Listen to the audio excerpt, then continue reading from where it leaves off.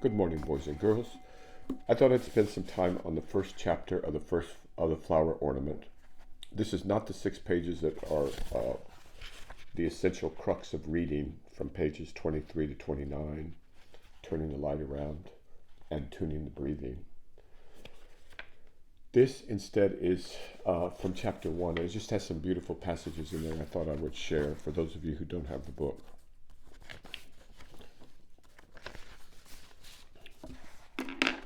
Naturalness is called the way. The way has no name or form. It is just essence, just the primal spirit. So the way is another word for God. The way is another word for the natural order of things. It's just essence without form.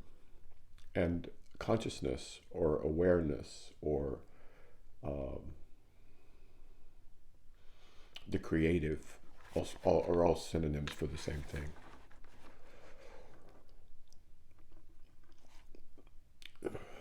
And it goes on a bit and talks about how this particular teaching, this is very traditional in Asian text, how it gets passed down. It's like how in the Bible they talk about Eben, son of Eben, son of Eben, son of, to give a historical context. And here they're talking about the movement of Taoism. This particular branch, there's many branches of Taoism and Buddhism. That movement flourished in the sense that there were a great many who followed it. Yet it declined in the sense that mental communication deteriorated. This has continued up until the present day, when it is extremely confused and extremely degenerate. Sound familiar? So here in the 16th, 17th century, they're already talking about how it's become degenerated, and people are just memorizing it and transmitting the words without understanding the juice, the essence, without putting it into practice, without understanding it deeply enough to where it becomes them, part of them. Or they become part of it, the way, the natural way of essence. But there's hope. It says here, quote, when an extreme is reached, there is a reversion. And I would say, in my opinion, that we have reached kind of an extreme. Something's going to break, or it's got to turn, because we can't keep going this way, just lying and cheating and deceiving each other, and the weapons, the bioweapons, the AIs, and the geopolitical situation, and the lack of privacy for anybody anymore.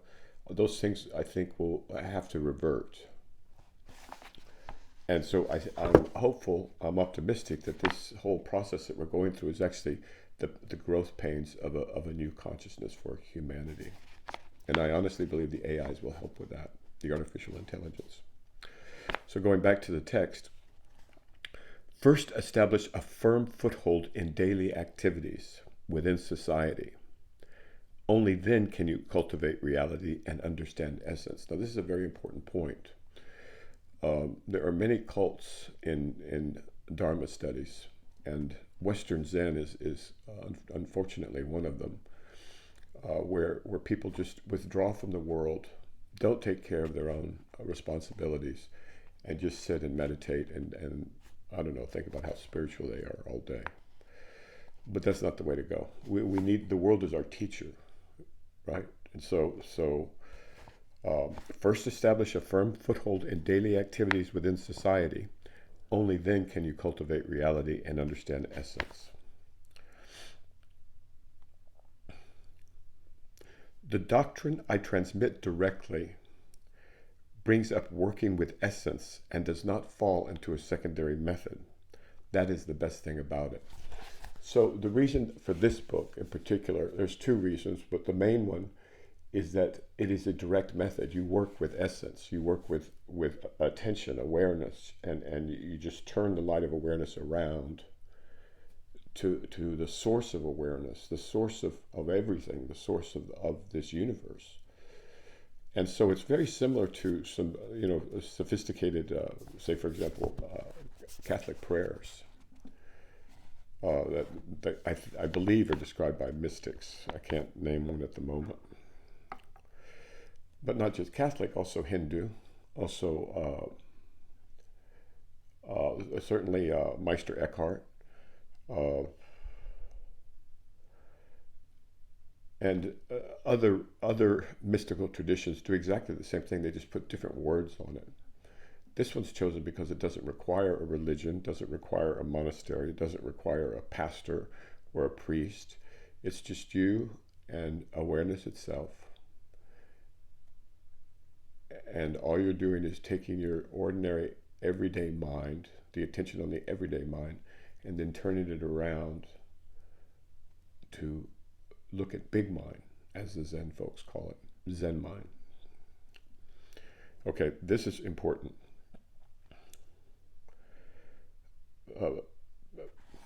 Paragraph 10. The golden flower is light. What color is light? It is symbolized by the golden flower, which, in Chinese characters, also conceals the words one light within. This is the absolutely unified real energy of celestial immortals. This is what's meant by saying the lead in the homeland of water is just one flavor. Now, we have all kinds of horrible connotations to lead in the water, but I'm going to put that aside for the moment. The golden flower is light. Okay, so when we talk about the secret of the golden flower, we're talking about the secret of light, because in ancient Chinese, apparently, the golden flower meant light, and within that light, there is the one light within. What color is light? It is symbolized by the golden flower, which also conceals one light within. There's only one big mind, only one awareness, one consciousness, one God. This is the absolutely unified real energy of celestial immortals. And what that refers to is Taoist immortality. You hear about people living forever. Well, there is a way to do that spiritually. And so that's what's referred to here, celestial immortals. That's true also in Christianity, I might add. This is what's meant by the saying, the lead in the homeland water is just of one flavor. Now, the problem with this book is that it also includes a lot of alchemical symbols. And I don't think that's appropriate for our time. It's it's unnecessarily complicated for us. It evolved over a period of centuries, because at different times and at almost every culture, there needed to be a way to talk secretly about these things for all kinds of reasons. So we live in a very interesting age. We live in an age where we can get almost any information, but we don't know which information to get, and we don't know how to apply it. And so we're drowning in information, but we're suffocating for lack of knowing what's garbage and what's useful and what's extremely useful. And that's the spirit of these talks that I'm giving. These are very, very precious books, and some of them are in danger of being lost, going out of print, and then no one knows they're there, and then it's not good. All right, now passage 11. The beauties of the highest heavens and the marvels of the sublimest realms are all within the heart. This is where the perfectly open and aware spirit concentrates. Confucians call it the open center. Buddhists call it the pedestal of awareness. Taoists call it the ancestral earth, the yellow court, the mysterious pass, the primal opening. All right, here we go. One more time. The beauties of the highest heavens and the marvels of the sublimest realms, and there's some marvels there, let me tell you, are all within the heart. This is where the perfectly open and aware spirit concentrates. So it concentrates in the heart. Buddhists call it the pedestal of awareness. Confucians call it the open center. Taoists call it the ancestral earth, the yellow court, the mysterious past, the primal opening. Now, to understand those in particular, you would have to be familiar with this book, a beautiful translation of the Tao Te Ching by Thomas Cleary. And it's 82 chapters, and this would be like 4 chapters right here on 2 pages. So it's a beautiful book. It's one you would want with you if everything collapses and everything falls apart. This is the kind of book that's extremely precious and useful, right? Should civilization not do so well? Okay. Just a quick note as I go through a few more pages before I stop.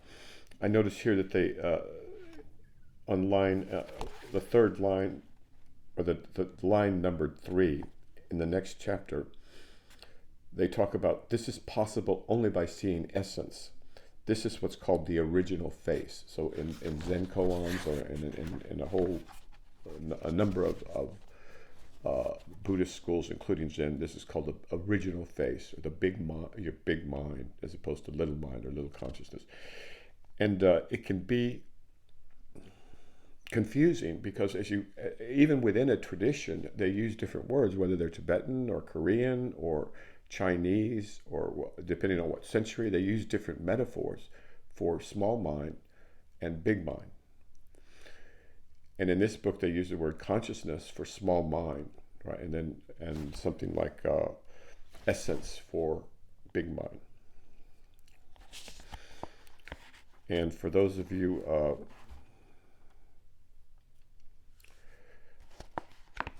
who are into other traditions or into hardcore science, there's this passage, and then I'll stop.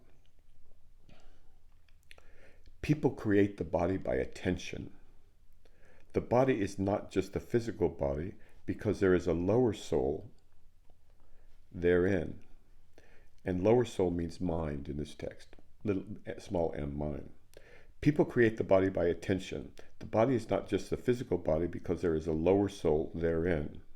The lower soul functions in association with consciousness, and consciousness develops based on the lower soul. So consciousness develops based on the mind, small m mind. The lower soul is dim. It is the substance of consciousness. The lower soul is dim. It is the substance of consciousness. And here, consciousness with a small c means mind, right? So mind is the substance of consciousness. And therein lies the hope, right? You just have to find the substrate, the substance of the small mind, the one you use every day, when you're trying to get an Uber or something. You're using your small mind, but the substance of that mind is consciousness with a small c. I hope this isn't too confusing for folks. If consciousness is not interrupted, transformation and transmutation of the lower soul go on endlessly from lifetime to lifetime, generation to generation. Then, paragraph 11, then there is the higher soul, which is where the spirit is concealed. So in this book, there's a higher soul and there's a lower soul. The lower soul is not the unconscious. The lower soul is the mind, including the unconscious mind. And this is the part that poor Carl Jung, the brilliant psychologist, he didn't get that part right. So he thought that the lower soul was the unconscious, and that or the equivalent would be the unconscious, and that all you needed to do was liberate the unconscious, and then people would wake up or transmute or something like that. But the point is that's a grave error. That's a complete misunderstanding of the text. Because when you analyze the unconscious, you're doing it with the conscious mind, the little mind, the mind of thought and concepts and constructs and symbols. And as beautiful as those symbols may be, And that's fine. You can do that, as long as you want. But that's not going to get you there, because you're just kind of going around in circles in small mind. Whereas in this practice of turning the light around, the idea is to take your attention, your focused awareness from the outside world, my fingers here, and then turn it back.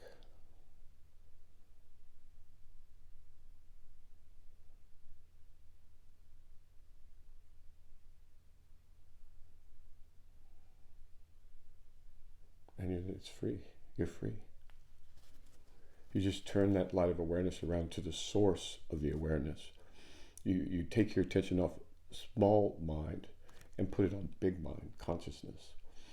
And that's all there is to it. It's very simple. And actually it's at the root of almost any meditation technique eventually. But this is a very direct way, and that's where some of the appeal lies. Although the book can get complicated because of all of the alchemy. So I'm going to stop there. If there's any questions, feel free to DM me or ask them on X. I like that, because that way I can other people can hear the answer, and it may be a question that has preoccupied them. Or you can reach me on YouTube. Okay? Keep the faith and grow your mind as well as protect it.